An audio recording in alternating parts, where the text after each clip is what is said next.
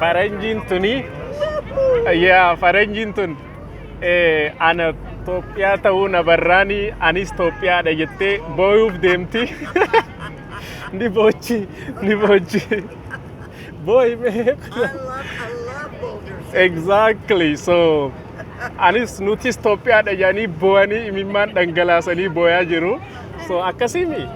Right? If you come out to Boulder City, Yeah. you come to El Dorado Park, number 35, and I'm there. There you go. Kuno nutilleen Itoophiyaadha jedhanii ana arginaan Itoophiyaa ta'uu boo'ichaan dhumaa jiran. Faranjiin boodaa sunis boo'aa jirti. Nulleen Itoophiyaa jedhanii imimmaan lolaasanii akkasimi.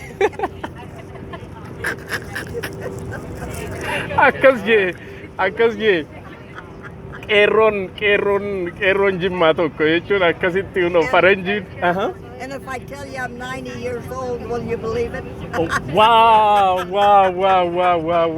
Bakka Itoophiyaa ta'uu beeynee nutis Itoophiyaadha jennee boo'aa jirti kun ittiin tuni faranjiin tuni guyyaa gaarii qabaadhaa nageetti.